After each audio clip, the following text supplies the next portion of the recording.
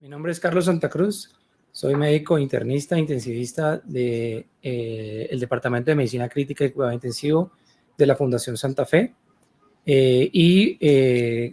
dar gracias a los organizadores, a la Fundación Santa Fe por permitirme este espacio, por crear este espacio, a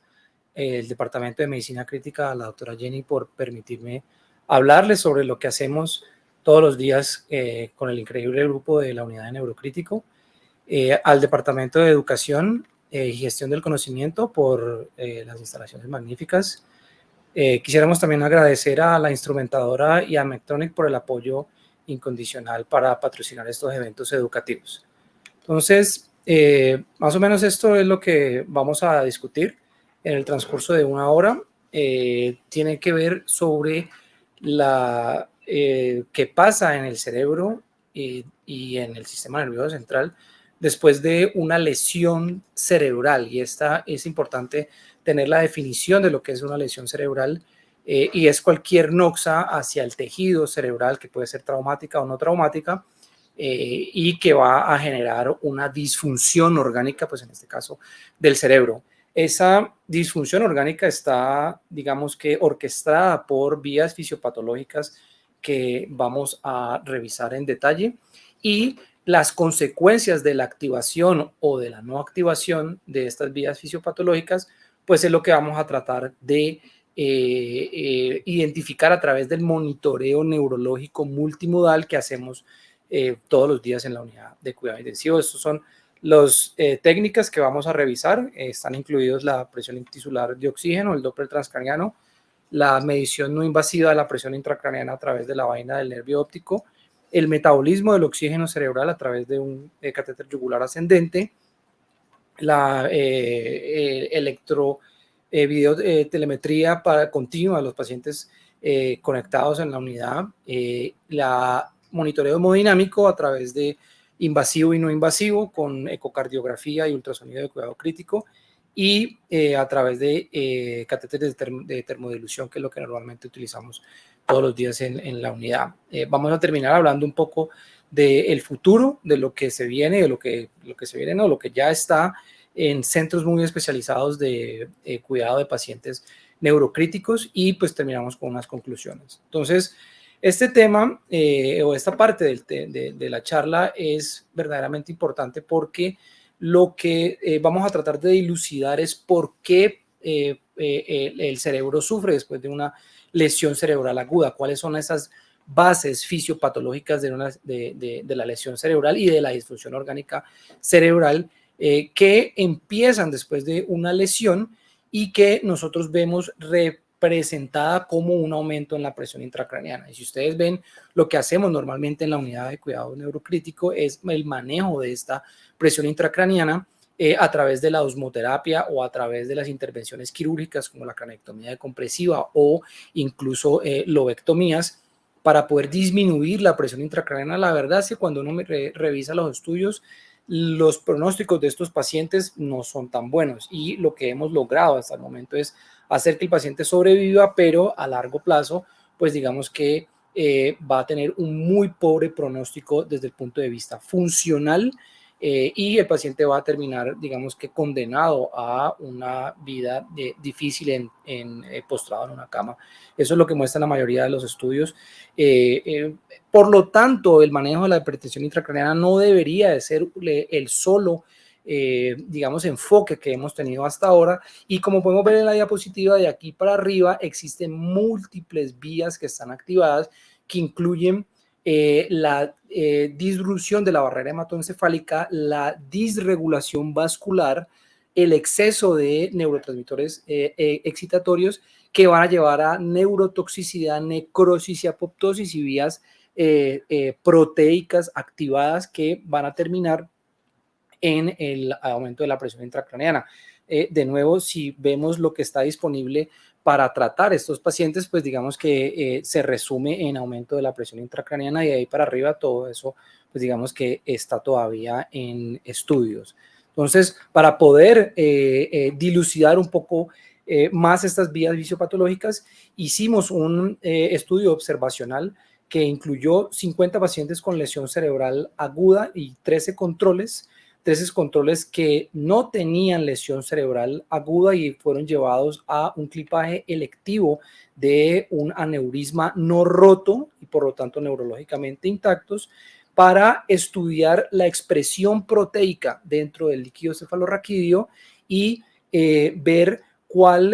cómo se diferencia esta expresión en diferentes grupos. Estos grupos que se analizaron fueron los pacientes con lesión cerebral aguda versus los controles, los traumáticos versus los no traumáticos, aquellos que tuvieron episodios de hipertensión endocraniana, la mortalidad en cuidado intensivo y una variable de funcionalidad medida con la Glasgow Outcome Scale a 3 meses a través de una llamada telefónica. Entonces, estos fueron los pacientes incluidos, 50 pacientes con lesión cerebral aguda, la mayoría mujeres, porque el principal diagnóstico o uno de los principales diagnósticos fue la hemorragia subaracnoidea. También tuvimos pacientes con trauma craneano severo, hemorragias intraparenquimatosas, ACVs isquémicos severos, malignos de la cerebral media, en donde ustedes pueden ver aquí en esta tabla de características basales que los pacientes estaban verdaderamente enfermos, con una mortalidad en cuidado intensivo del 40% y un desenlace funcional severo a los 3 meses. Entonces, verdaderamente, gente muy enferma. Y lo que podemos ver en estos pacientes contra los controles en términos de expresión proteica del líquido cefalorraquídeo, o sea, de respuesta proteica en el cerebro a la lesión cerebral, son dos vías principales o dos estadios principales. Uno primero que habla sobre la lesión primaria y indica muerte celular y en este caso específico pues vamos a ver qué va a ser el astrocito. En un análisis de componentes principales del día 1 al día 5 podemos ver cómo en la primera dimensión se hace un clúster de los pacientes versus los controles, siendo los pacientes en rojo y los controles en azul, significando en que la variación en la expresión proteica del líquido cefalorraquídeo en estos dos grupos varía desde el día 1 hasta el día 5 y eso es lo que vemos en la práctica. En el día 5, que es el pico del edema, pues podemos ver que hay una plausibilidad biológica detrás de eso, en términos de expresión proteica del líquido cefalorraquídeo, que se puede, digamos que, cuantificar aquí en el mapa de calor. Ustedes vemos en el dendrograma que hay dos grupos entre el día 1 y el día 5. Estos dos grupos pues son los pacientes versus los controles y si ustedes se van en la división entre la parte roja y la parte azul, pues ustedes pueden ver que los controles y los pacientes se aglutinan, hacen un clúster y por lo tanto son más parecidos entre sí en términos de expresión proteica del líquido cefalorraquídeo después de una lesión cerebral aguda desde el día 1 hasta el día 5. Proteínas que han sido estudiadas previamente que indican una lesión cerebral primaria, como la proteína glial fibrilar, son proteínas abundantes en el citoesqueleto de la astroglía y por lo tanto encontrarlas en el líquido cefalorraquídeo pues hablan de una lesión del tejido cerebral específica que están, digamos que, siendo liberadas al líquido cefalorraquídeo después de la muerte del astrocito. Esto ha sido valorado en diferentes escenarios, tanto traumas leves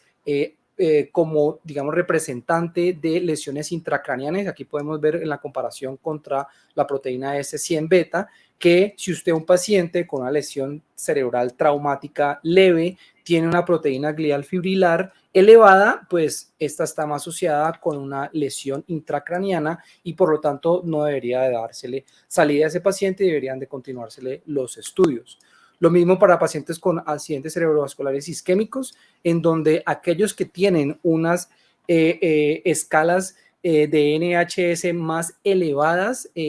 tienen una expresión proteica de la proteína glial fibrilar más alta que en los otros grupos en donde las escalas son un poco menores.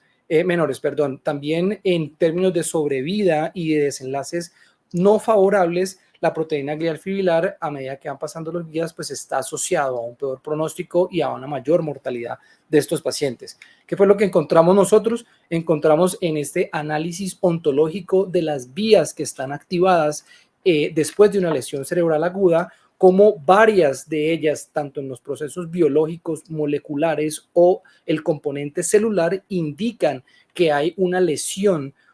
una activación de proteínas asociadas al desarrollo del astrocito, a los microtúbulos y a filamentos que indican lesión estructural del cerebro. Y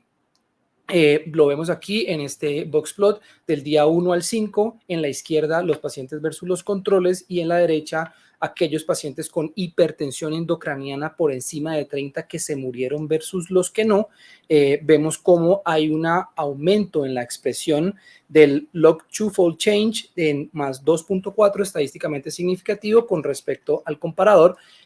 queriendo decir que esta proteína se expresa mayor en estos dos cohortes de pacientes, y esta expresión va desde el día 1 hasta el día 5. El día 1, como ustedes pueden ver aquí, es la proteína que más se expresa de todos y que puede ser utilizada como un biomarcador de lesión cerebral que te puede indicar que el paciente tiene efectivamente una lesión expansiva en caso de traumas leves, o que el paciente tiene mayor riesgo de morirse en caso tal de una hipertensión endocraniana ya estando en la unidad de cuidados intensivos. Con respecto a las vías secundarias, vamos a concentrarnos en dos vías fisiopatológicas que son las que más me parecen que tiene que ver con esta charla, que es la pérdida de la autorregulación cerebral y el desacople metabólico. Es decir, a pesar de yo llevarle el oxígeno al paciente en términos de perfusión, la célula no es capaz de utilizarla y hay un desacople metabólico en términos de producción de oxígeno versus consumo de glucosa. Entonces, lo que encontramos es que no es una sola proteína la que está involucrada, sino un grupo de proteínas que actúan en conjunto como un sistema biológico para disminuir la capacidad de respuesta de la célula a una lesión secundaria, como por ejemplo la hipotensión o la hipoxemia. En este caso, pacientes con hipertensión endocraniana por encima de 30 con respecto a los otros, este grupo de proteínas tiene un enriquecimiento de las interacciones proteína-proteína significativo y actúan como un grupo. Entonces, si analizamos un poco esta gráfica, podemos ver en el centro dos proteínas importantes que son la espectrina y la anquirina, que tienen un score de interacción alto. Este score, entre más cercano al 1, significa que las proteínas tienen más evidencia de interacción. Y concentrándonos en este grupo de proteínas, pues estas proteínas actúan con respecto al anclaje de los receptores y de las estructuras en la célula. Una vez destruidas estas proteínas por una proteólisis secundaria a una lesión cerebral, las estructuras intracelulares empiezan como a deambular entre la célula, y esto hace que se activen canales de sodio ligados al voltaje y por lo tanto entrada de agua a la célula y activación de vías proapoptóticas que van a llevar a una lesión celular. Entonces, uno de los eventos principales es una lesión estructural que viene dada por una proteólisis de proteínas claves para el anclaje de las estructuras celulares. Otro fenómeno importante en este tipo de pacientes es la modificación post-traslacional de las proteínas. ¿Esto qué quiere decir? Que las proteínas tienen funciones erráticas después de haber sido ya excretadas, y debido a modificaciones post-traslacionales, en este caso modificaciones asociadas a la ubiquitina. Y ustedes pueden ver aquí en este grupo de proteínas en la derecha que el score de interacción es alto, sugiriendo de que hay varias actividades asociadas a la modificación post-traslacional de proteínas que van a llevar a que haya mayor pérdida de la autorregulación cerebral vascular, mayor producción de edema, mayor riesgo de lesión cerebral secundario a hipoxemia. ¿Por qué? Porque las proteínas están erráticas y haciendo funciones que no deberían de hacer normalmente. Esto, por supuesto, va a desencadenar una respuesta proinflamatoria que va a ser guiada, en este caso, por el complemento, como podemos ver en este grupo de proteínas asociadas al complejo de ataque de membrana en la parte inferior de la pantalla. La C8A y la C1QB son proteínas asociadas en la parte final del complemento, ya en el complejo de ataque de membrana, y por lo tanto generan una inflamación que es guiada por el complemento en estos tipos de pacientes con hipertensión endocraniana severa. Y esta proteína, que es una prostaglandina que está disminuida, está asociado a un control de la autorregulación vascular cerebral, y por eso es que encontramos tanta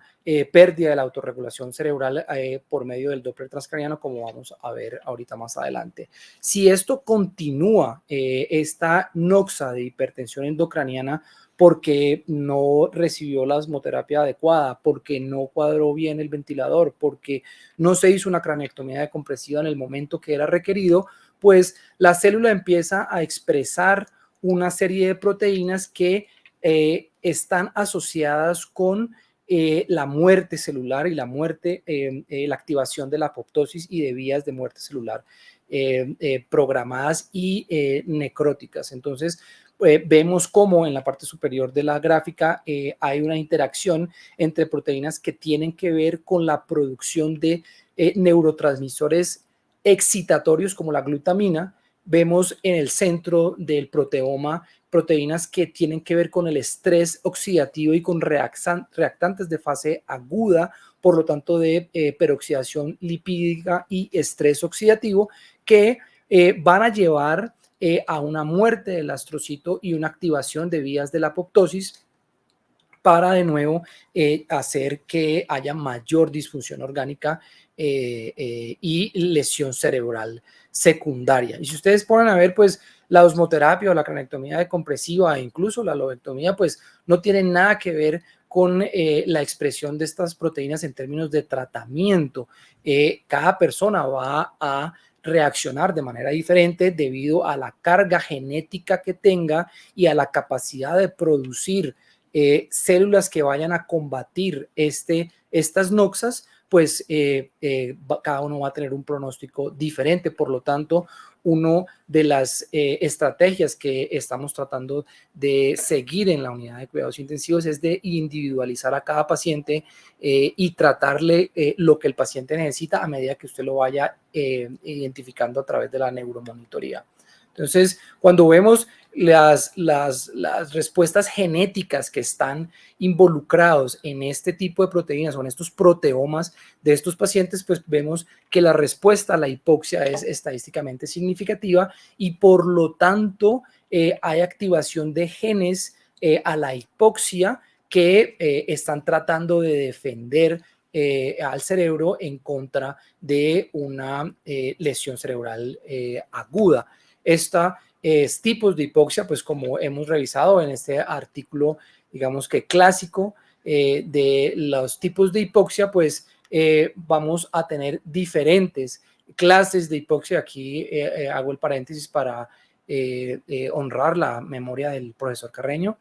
el cual nos enseñó todo este tipo de cosas que hacemos en la unidad normalmente. Entonces tenemos la hipoxia tipo A, que tiene que ver con la isquemia, con la anemia, con la hipoxia hipóxica o hipoxia hipoxémica. Muchos de estos pacientes se terminan complicando con infecciones, con neumonías. Están también las hipoxias de alta afinidad, y los tratamientos que deberíamos de lograr están, digamos que,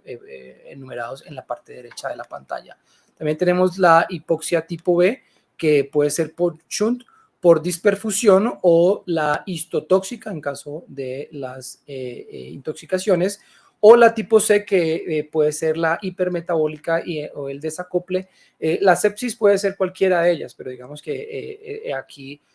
cae bien sobre todo la parte hipermetabólica y el desacople. Entonces, estos son los tipos de hipoxia que pueden ocurrir en el cerebro y que por lo tanto pueden lesionar el cerebro. Entonces, cualquier tipo de monitoría que yo haga pues generalmente trata de abordar un tipo de hipoxia. Por ejemplo, la presión intracraneana medida por un catéter de ventriculostomía, pues va a estar más asociado a la hipoxia isquémica secundario a un aumento de la presión intracraneana. Sin embargo, no te va a dar información con respecto a la hipoxia anémica, porque necesito otras medidas, otras herramientas que me permitan identificar este tipo de hipoxia y por lo tanto tratarla. Y esto era lo que nos pasaba anteriormente, ¿no? Que teníamos el paciente sedado con el catéter ventricular externo, las metas estaban todas alcanzadas durante varios días. Cuando se suspendía la sedación, pues el paciente no se despertaba o quedaba funcionalmente muy comprometido, pues era porque otros tipos de hipoxia cerebral estaban actuando, en los cuales pues yo no les di ningún tratamiento para eso, y por lo tanto aumentaron la lesión primaria y mayor disfunción del cerebro. Entonces, de nuevo, estas son los tipos de hipoxia. ¿Qué puedo hacer para entonces identificar estas vías fisiopatológicas y su repercusión dentro del cerebro en términos de monitoreo invasivo y no invasivo? Pues tenemos varias opciones. La primera que quiero empezar es con el catéter de presión tisular de oxígeno. Este es un electrodo de Clark modificado que se inserta a 25 milímetros en la sustancia blanca, que funciona a través de una membrana semipermeable que va a producir difusión de unos electrolitos, y estos van a crear una corriente, la cual va a ser directamente proporcional a la presión tisular de oxígeno que hay en ese sitio donde usted está colocando el electrodo. Esta catéter normalmente lo utilizamos en los pacientes con lesión cerebral aguda, sobre todo en hemorragias subaracnoideas o en traumas craneoencefálicos, y está compuesto de unos cables que tienen que ver con la medición de la presión, la temperatura y el oxígeno, el cual nos va a arrojar los datos en este data logger, que nos permite hacer seguimiento y sobre todo ver si estamos dentro de las metas o no. La conexión de este dispositivo es muy sencilla, es el A en el A y el amarillo en el amarillo. Punto, conecta y es plug and go, y usted tiene el dato por lo menos de presión intracraneana es inmediato, el de presión tisular de oxígeno. La recomendación de la casa es esperar aproximadamente 3 horas, pero lo que hemos visto es que hay una tendencia ya a la hora de qué es lo que va a terminar pasando y hacia dónde va al paciente. Si usted empieza con una PT2 alta, digamos que lo que hemos visto es que empezó bien, a diferencia de que si usted lo coloca y tiene una PT2 muy bajita, pues en algunos casos ella sube, pero cuando empieza muy baja, generalmente esa es como la tendencia a mantenerse baja, y hay una lesión que usted debería de atender rápidamente en el paciente. Estos son los datos que nos da. Entonces, si empezamos desde la izquierda, pues nos da la presión intracraneana, nos da la pica, que es un reflejo de la distensibilidad cerebral, nos da el valor de presión tisular de oxígeno y la amplitud de este valor. Si hay amplitudes que son muy altas, pues entonces empieza a perder, digamos que, confiabilidad de los datos. Y un dato importante, que es la temperatura cerebral, que vemos en la parte derecha de la gráfica, nos permite medir la temperatura, porque recordar que la temperatura del cerebro está 1 grado por encima que la temperatura corporal. Entonces, si yo tengo 37 en la forma en corporal, digamos que tengo 38 en el cerebro. Para mostrar los estudios más grandes, este estudio, el BOOST-2, es como, digamos que el estudio que está siendo mostrado ahorita, 119 pacientes, publicado en el Critical Care Medicine, en donde randomizaba a los pacientes a recibir 3 estrategias dependiendo de los datos que yo encontrara con el PTI-2, y son: PTI-2 baja con PIC alta, baje la PIC. PTI-2 baja con PIC normal, quite el dolor, quite la fiebre, quite las convulsiones, mejore la aumentación hemodinámica. Y PTI-2 alta, por encima de 30, con PIC normal, disminuya la aumentación hemodinámica, baje el vasopresor, baje el inotrópico, disminuye la cantidad de líquidos. Esa estrategia se ha, digamos que, nombrado como unos tipos, tipo A, tipo B y tipo C, pero en general digamos que resume esos tres tipos de estrategias. Y lo que se hace con el catéter es ver el tiempo en el cual yo estoy por debajo de la meta, que es entre 20 y 30. Si yo estoy por debajo de 20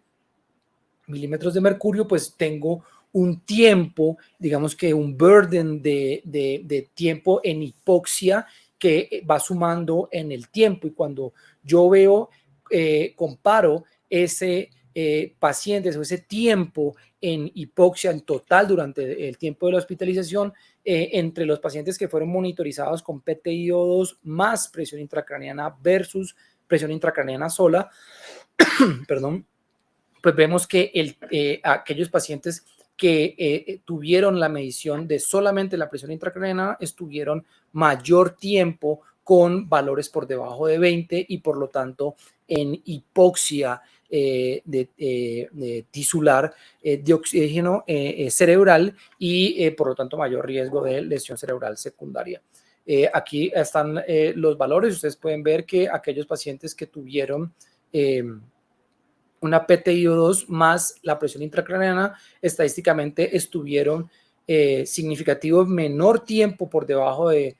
por encima de 20 milímetros de mercurio,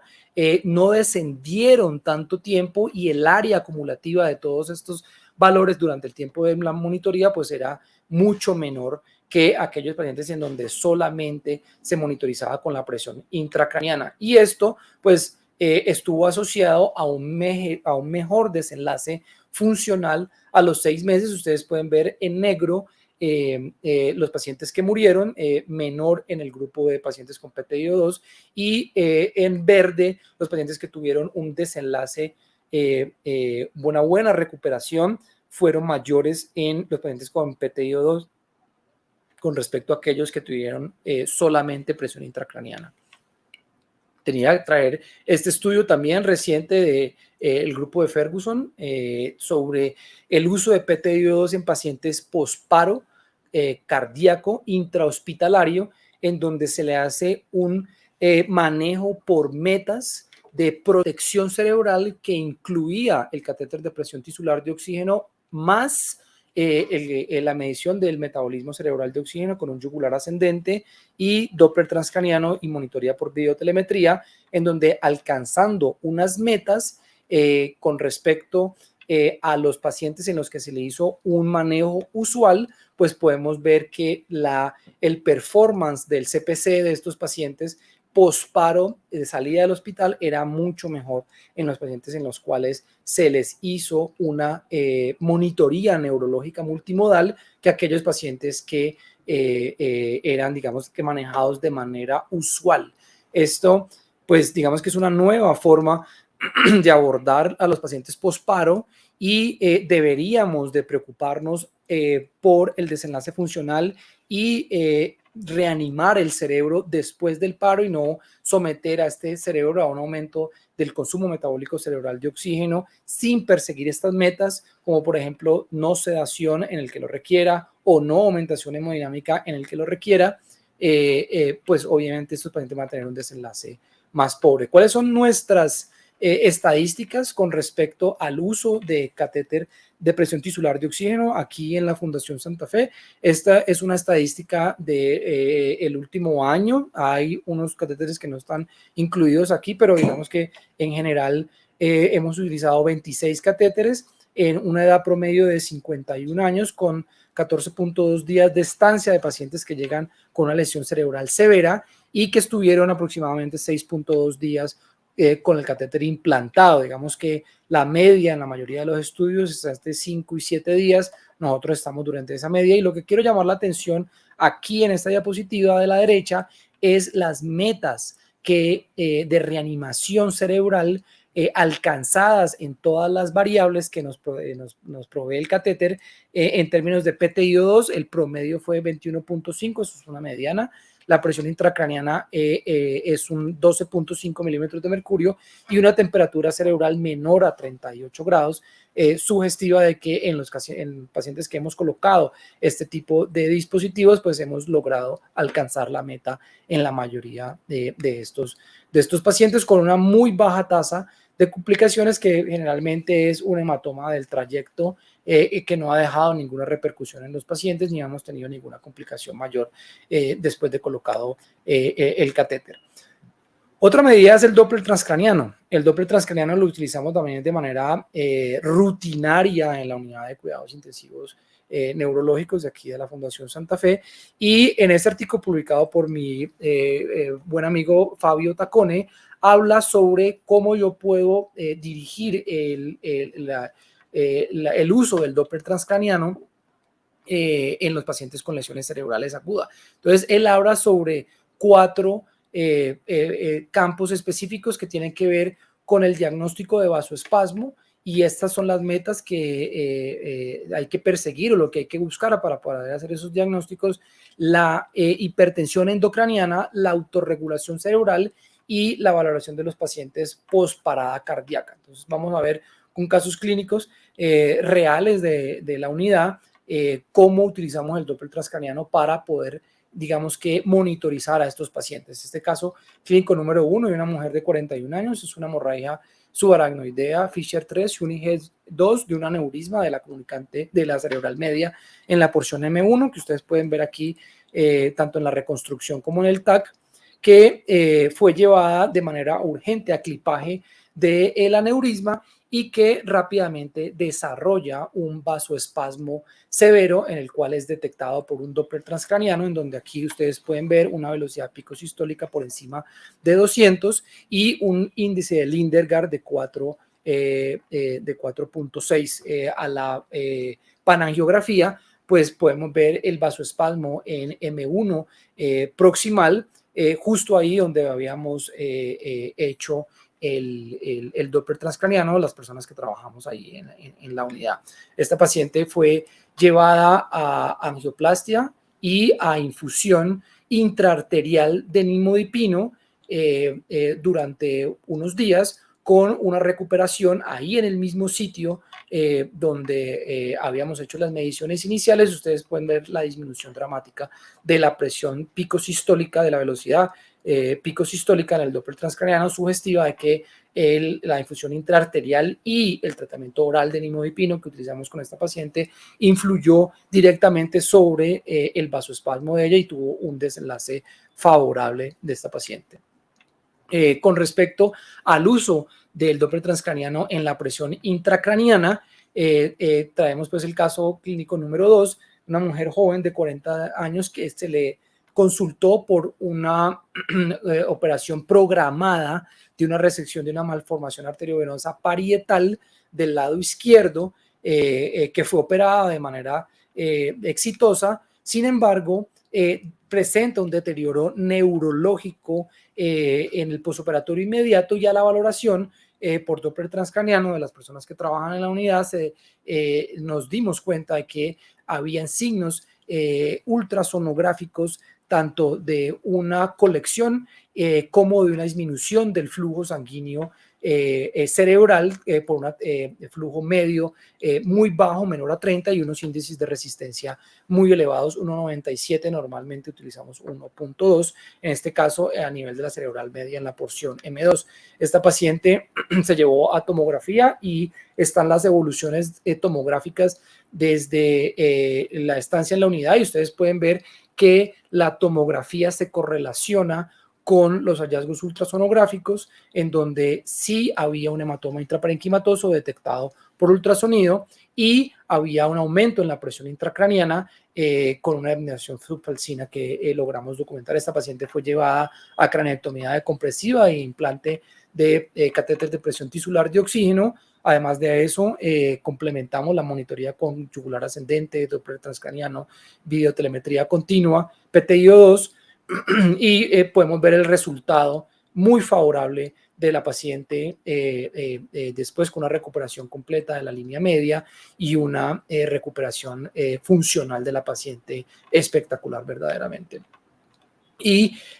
algo verdaderamente importante y que hacemos normalmente en la unidad es el test de autorregulación cerebral para poder individualizar estos pacientes y poder ofrecerle el mejor tratamiento posible en términos de adecuación de la aumentación hemodinámica. Acá un test de autorregulación que hacemos normalmente en estos pacientes, donde manipulamos la tensión arterial media con vasopresor o con vasodilatador y vamos anotando el flujo sanguíneo cerebral. Generalmente estamos utilizando la media, pero también se puede utilizar la sistólica y ver ese cambio que hay a la manipulación de la presión arterial, queriendo decir que a medida, en este caso, a medida que yo aumento la tensión arterial media, pues el flujo sanguíneo cerebral disminuye de manera lineal con una correlación importante, sugiriendo que no puedo ir subiendo la presión arterial de manera indiscriminada y sin monitoreo, porque voy a disminuir el flujo sanguíneo cerebral de estos pacientes. Esa pérdida de la autorregulación cerebral nos hizo pensar, después de varios días, de qué es lo que estaba pasando y tal vez había algo que no estuviéramos tratando. Llevamos al paciente a un TAC de perfusión y a través de inteligencia artificial logramos detectar estas áreas de hiperemias temporales que después en la parangiografía logramos digamos que identificar unas áreas de hiperflujo, de hiperperfusión, en donde nos llevó a instaurar un tratamiento tipo Lund con no aumentación con inotrópico, sino antes al contrario, disminuir el gasto cardíaco con beta bloqueadores, aumentar la presión oncótica con albúmina y favorecer el balance hídrico negativo, siempre guardando una presión tisular sistémica adecuada. Y esto llevó a que la paciente recuperara dramáticamente también su estado funcional y tuvo una salida favorable de la unidad de cuidados intensivos. Otra forma de valorar que hacemos de manera no invasiva ya la presión intracraneana es a través de la medición de la vaina del nervio óptico, el diámetro de la vaina del nervio óptico. En este caso, una mujer de 60 años con una hemorragia subaracnoidea Juniges 1, Fisher 3, que llega a la unidad, digamos que despierta, y empieza a presentar un deterioro neurológico dado por somnolencia asociado a esta hemorragia subaracnoidea, y a la valoración de la vaina del nervio óptico encontramos que tenía una vaina aumentada por encima de 0,5, 0,52, ya vamos a hablar de eso, lo cual desencadenó que la paciente fuera, digamos, llevada a cirugía por un aneurisma roto que se rompió ahí en la unidad y tuvo un drenaje de 1.400 centímetros de la fosa posterior, que fue identificado de manera no invasiva en la unidad de cuidados intensivos a través de la ultrasonografía y el Doppler transcraniano. Quiero aprovechar la oportunidad para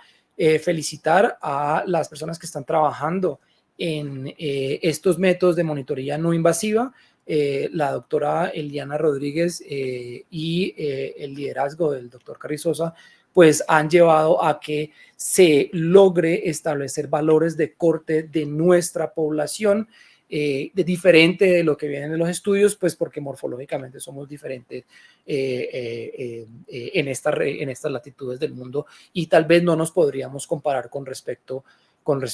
a lo que nos dicen los estudios, y digamos que el valor que ellos están proponiendo pues está también alrededor de los 0,5, 0,4 centímetros. Más hay que hacer más estudios con respecto a este punto tan importante para nosotros que trabajamos con este tipo de pacientes. El último caso que traigo para mostrar los sistemas de neuromonitoreo que hacemos es la videotelemetría continua, con la cual contamos en la unidad de neurocrítico, a disposición las 24 horas del día para monitorear a estos pacientes. Esta es una mujer de 51 años con un síndrome hemolítico urémico que presentó un estatus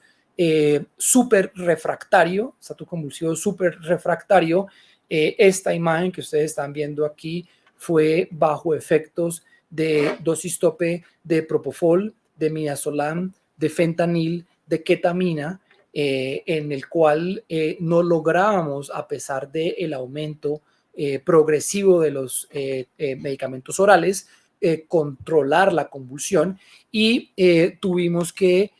pasar a un sistema de sedación más profunda. Utilizamos el sistema de Anaconda con sedación inhalada. En este caso utilizamos isoflurane, y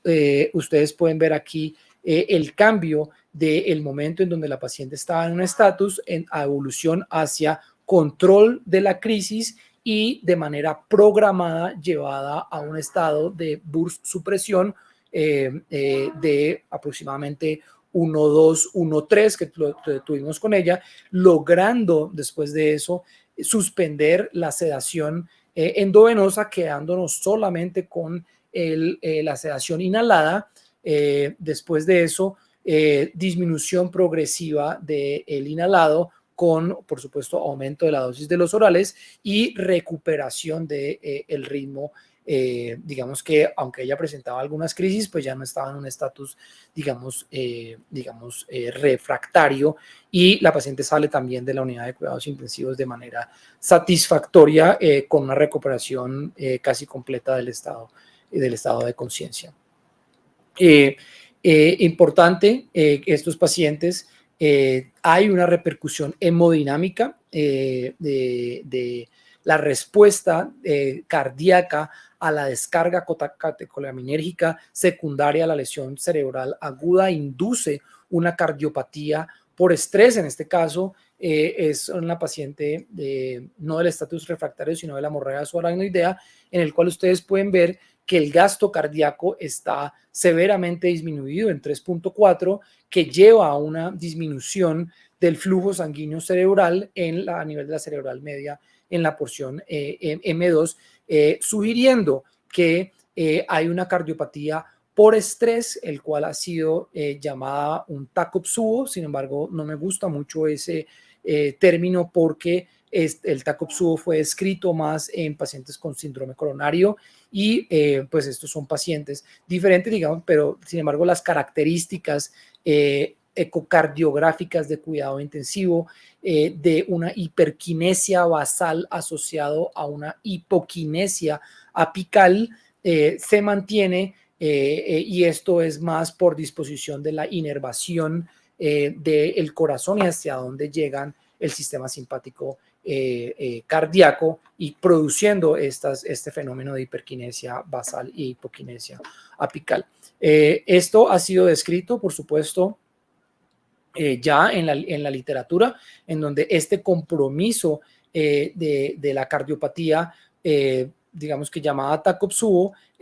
empeora el pronóstico de los pacientes. Para poder, digamos que, ahondar un poco más en este concepto de la cardiopatía por estrés, hicimos esta recolección de pacientes que está todavía en curso para hacer una prueba de concepto. Hemos recolectado hasta ahora 25 pacientes en el cual tienen una lesión cerebral aguda, que están siendo monitorizados con una catéter de presión intracraniana y un catéter de presión tisular de oxígeno, y tratamos de hacer una correlación entre el gasto cardíaco, la presión intracraniana y la presión tisular de oxígeno. Estas son las características basales de estos pacientes: 33% sexo masculino, una edad promedio de 61 años. Como pueden ver, el uso de vasopresores e inotrópicos en la unidad para aumentación hemodinámica de estos pacientes es considerable. Sin embargo, alcanzamos las metas de reanimación con una presión intracraniana en 13, una presión de perfusión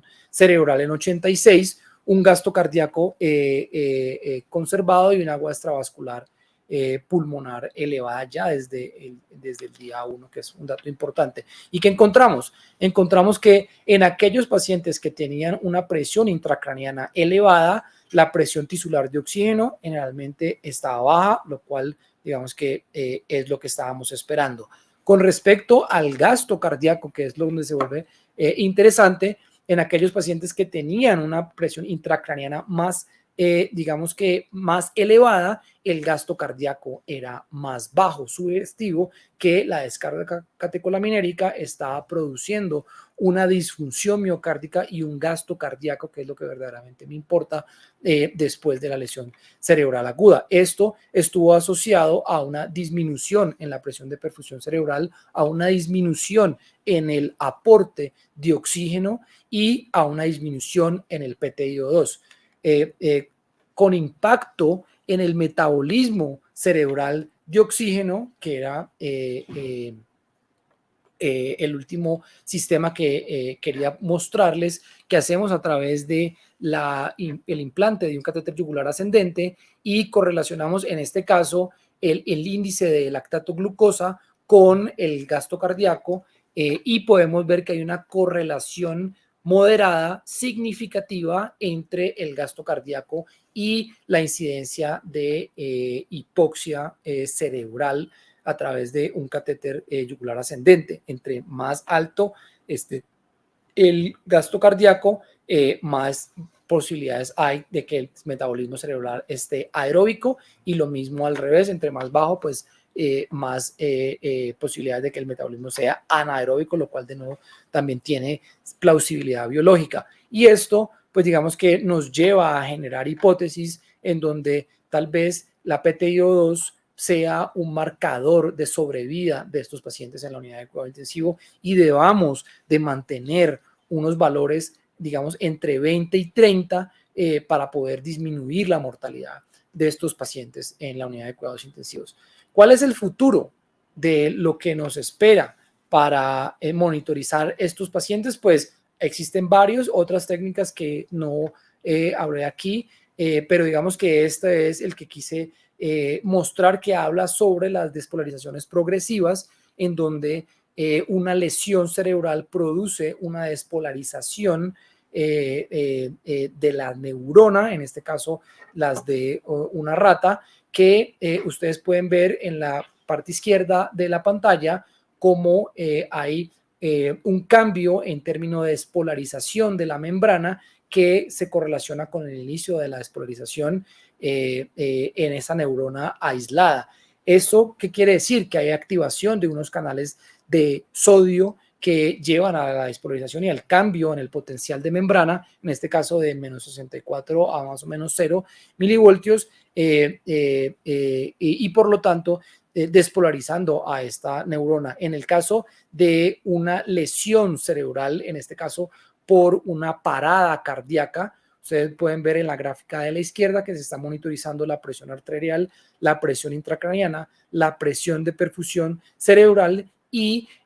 las despolarizaciones progresivas a través de 2 electrodos implantados directamente sobre el parénquima del cerebro. Entonces viene la presión arterial en la parte inferior de la gráfica normal, y de un momento a otro paro, hay un aumento reflejo de la presión intracraniana, probablemente secundario a una vasodilatación cerebral secundario al paro, y a una caída abrupta de la presión de perfusión cerebral, y ustedes pueden ver como no hay despolarizaciones progresivas a través de los electrodos y que se empiezan a migrar del electrodo 2 al electrodo 1. Ese cambio de despolarizaciones, en que hay ausencia de despolarizaciones, es detectada por el electrodo aproximadamente a los 41 segundos después de la ausencia de señal. Entonces, ¿qué quiere decir eso? Que vamos a poder identificar a los pacientes que tengan una lesión cerebral y que vaya a haber un compromiso